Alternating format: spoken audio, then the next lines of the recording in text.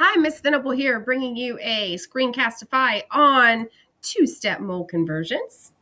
And if we take a look at Moletown, we can see where to go in this problem. So one of the great things you always want to do is, kind of take a look at your Moletown map and figure out where you are and where you want to go. So here's a Moletown map.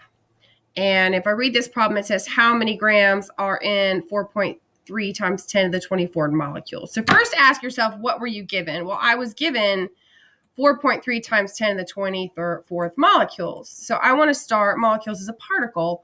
So in my Moletown map, I want to think about where to start. Well, I'm going to start here at particles. And where do I need to get to in this Moletown map? Well, it says how many grams. They want to know the grams. So grams is a mass. So I'm going to go over here and look and see where mass is. It's down here. So this is a two-step problem because you can't go straight from particles to mass. You have to go through moles. So we're going to convert from particles to moles. And then we're going to do another step where we convert from moles to mass. And we're going to do this in a really slick way. We're going to do it all at once. So I'm going to need one conversion factor here to convert from particles to moles. And then I'll need another conversion factor here to convert the moles into grams. So first of all, when I want to go from particles to moles, I'm always going to use Avogadro's number. And Avogadro's number says that 1 mole of any substance will always contain 6.022 times 10 to the 23rd molecules, or particles, in this case molecules. I want the molecules to cancel out. So Avogadro's number is going to have to go into the denominator. That way the molecules cancel. And if I put 1 mole on top, that would convert it to moles. Okay, when I cancel the molecules, I will have converted this and it will be in moles. Now that we have it in moles, we need to convert it to grams. So for that, according to my Moletown map, I need to use molar mass. Remember, molar mass is what we get when we add up all of the average atomic masses on our periodic table. And I did that, and I got 17.034.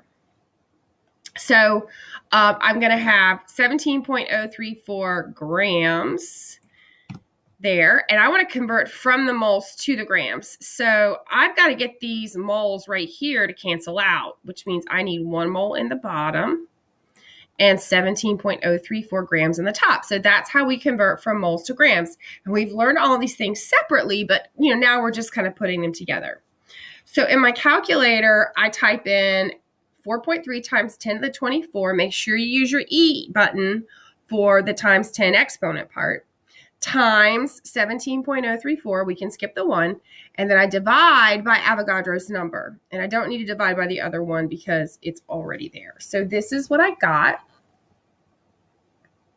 when I did that calculation. So it spits out a whole bunch of numbers. And that's my answer, but I have to round it. Okay, so let's talk about the rounding. So your original number, 4.3, has 2 digits. So I can just drop off all of these decimal numbers and the decimal point. I need to turn the number 121 into something that has only 2 digits. And the only way to do that and to have 2 significant digits is to change that 1 to a 0. And I know that seems strange, but that's how you round it so that the digits match. Okay, what unit do I have? Well, everything canceled out except for grams. So I would need to put G in my answer. And then I do need to say what the substance is. And that did not change. It was started out as ammonia, NH3, and it's still ammonia, NH3. So 120 grams of NH3 is my final answer. Thanks for joining me.